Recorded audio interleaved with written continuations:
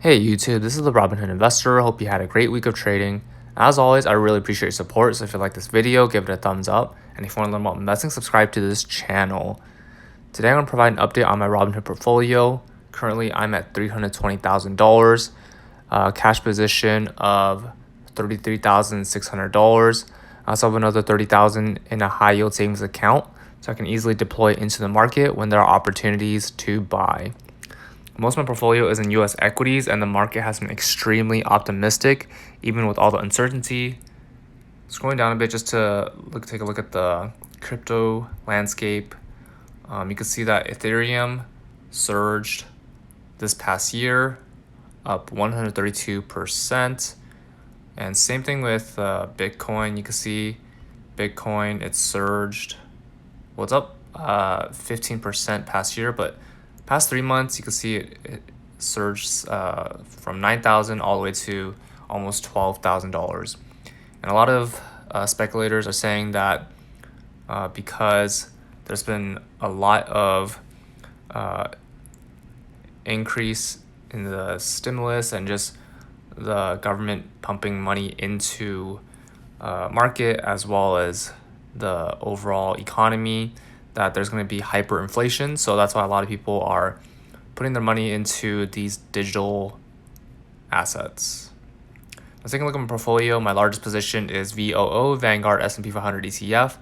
This is exposure to 500 largest US companies. I figure if I can't beat the market, might as well have a piece of it. This makes up 16.89% of my portfolio, or $48,513, up almost 24% on this position. Next is Vanguard Information Technology ETF. I think technology is the way to go in the long term, and easier to scale and has a bigger impact. That's why you see some of the largest companies by market cap in the tech sector. This makes up 7% portfolio, or $20,326, up 121%. Next is Schwab Large Cap ETF, very similar to VOO. This makes up 4.62% portfolio, or $13,279, up 39%. So the reason why I have Schwab and VOO in my portfolio is because at one point I had a lot of ETFs in my portfolio. That's what I started with, but I liquidated some of the positions and still have Schwab and VOO. So I plan to continue holding these in the long term because I want exposure to the US market.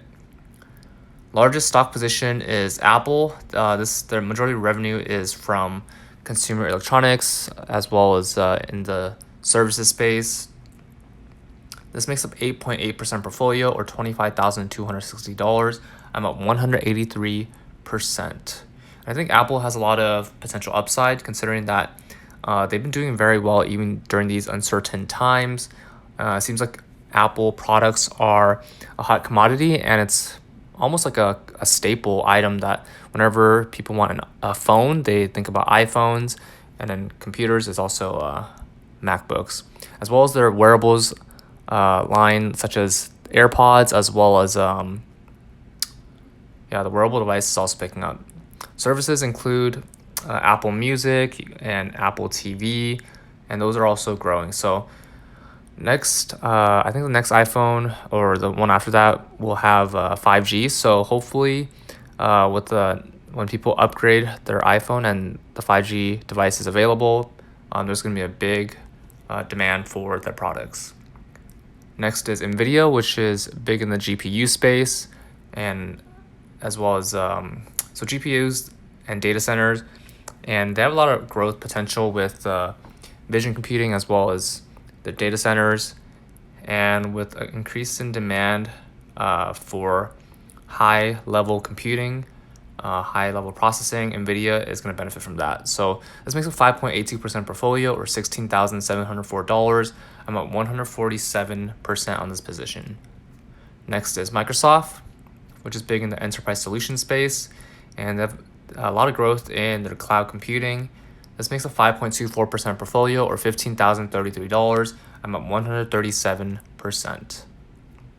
Next is Alibaba, which is big in China in e-commerce as well as cloud computing. This makes up 5.13% portfolio or $14,743, about 51% on this position. Amazon, which is big in e-commerce and cloud computing in the US market, this makes up 4.37 or 8% of my portfolio or $12,588, about 165% on this position. And I think during these times when people want to go contactless, they don't want to go to the stores, they just order from Amazon. So a lot of retail activity online is in the US is happening on Amazon. Visa, which is a payment processing company, even though GDP and expenditure dipped slightly, Visa still benefited because a portion of any credit card transaction goes towards Visa, and Visa is one of the largest ones in the space alongside MasterCard. This makes a 4.11% portfolio or $11,806. I'm up 78% on this position. Next is Alphabet Class A shares, which has voting rights, and majority of the revenue is from online advertisement. So even like recently, they actually did not beat, well, they didn't have a lot of growth year over year, but they did maintain their revenue and earnings relative to last year. So they didn't lose overall, but they pretty much maintained. So this makes up 2.1% portfolio or $6,018. I'm up 46% on this position. Alphabet Class C shares. This makes up 1.57% portfolio or $4,522. I'm up 51.22%. Next is Tencent, which is big in China, especially in the gaming, social media, payment processing, a lot of online activity. This makes up 3.5% portfolio or $10,054. I'm up 48% on this position. Next is Facebook, which makes up 3.09% portfolio or $8,869. I'm up 56.7%. So a lot of their growth is in user acquisition. They have a lot of users across their platforms from Facebook to Instagram, WhatsApp. So even though their online spending is a little less, but they acquired more customers, and as they continue to have more opportunities to monetize, I think Facebook will definitely grow significantly. Next is Johnson & Johnson, which is big in the healthcare space. They provide products in medical devices to consumer, to pharmaceutical. This makes up 2.99% portfolio or $8,597. I'm up 14.44%. Next is McDonald's, which is one of the largest restaurant chains. This makes up 2.16% portfolio or $6,210. I'm up 28%. Next is United Health, which is big in the healthcare insurance space. This makes up 2.14% portfolio or $6,138. I'm up 86.66%. Next is Boeing, which is in the aerospace and defense industry. This makes up 1.86% portfolio or $5,343, down 20.91%. So even though I'm down on this position, I plan to continue holding it for the long term just because I think the travel, even though it's a lot less now, but I think in the long run, it'll pick back up and Boeing will benefit from all that. Home Depot, which is in the home improvement space, makes up 1.76% portfolio or $5,055. I'm up 85% on this position. Next is PayPal. So as a contactless payments increase, PayPal benefits.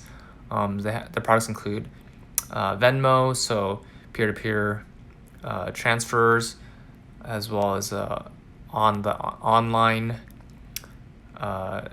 retail. PayPal also benefits from that. They also have a point of service, kind of like Square.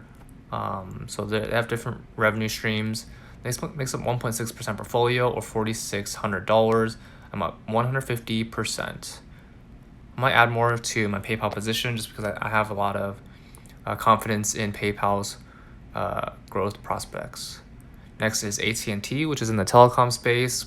They have a lot of potential growth from HBO Max, their streaming service. This makes a 1.56% portfolio of $4,471, down 16%. So even though I'm down, I plan to continue holding this long term because I believe AT&T will continue to be one of the largest telecom providers. Next is Costco, which is in their membership warehousing retail space. Makes a 1.52% portfolio or $4,371. This makes up 39% of my portfolio.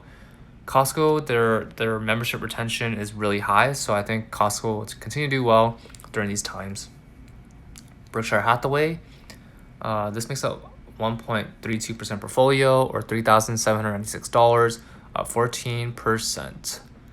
So interestingly, Berkshire doesn't pay any dividends, but they continue to have large positions that have dividends, such as Apple, a lot of big banks. So Berkshire Hathaway will continue to benefit from that. And they also announced that they're going to buy back some of their shares, so that'll help with the earnings per share. Next is 3M, which is in the industrial space. This makes up 1.16% portfolio or $3,300, down 14%. So even though I'm down on this position, I plan to continue holding long term because I think 3M's products are staples in the industrial space. PepsiCo, which is big in the snacks and beverages, this makes up 1.1% portfolio or $3,163, up 16%. Next is Baozun, which is the Shopify of China. This makes up 0.9% portfolio or $2,574, up 16%. Next is Nextera Energy, which makes up $2,524. I'm up 60% on this position. So Nextera Energy, I think they're going to have a lot of growth potential as they continue to invest in their development and growth. Taiwan Semiconductor Manufacturing Company is big in the semiconductor space, and as Intel outsources to TSM, they're going to benefit from the manufacturing. This makes up 0.85% portfolio or $2,431. I'm up 74% on this position. Next is Disney, which is big in entertainment as well as the parks. This makes up 0.68% portfolio or $1,955. This makes up this is up 27%. So I think Disney, there's a lot of growth potential in their streaming service, Disney Plus. And even though parks are not reopening anytime soon, but the moment they do, Disney will benefit. Cisco, which is big in network communications, this makes up 0.68% portfolio or $1,952. I'm up 0.47% on this position. Next is Activision Blizzard, which is big in gaming. This makes up 0.67% portfolio or $1,929, up 22%. Next is The Trade Desk, which is big in programmatic advertising. This makes up 0.32% portfolio or $931, up 59% on this position. Next is Baidu, which is the Google of China. This makes up 0.45% portfolio or $1,282, down 36%.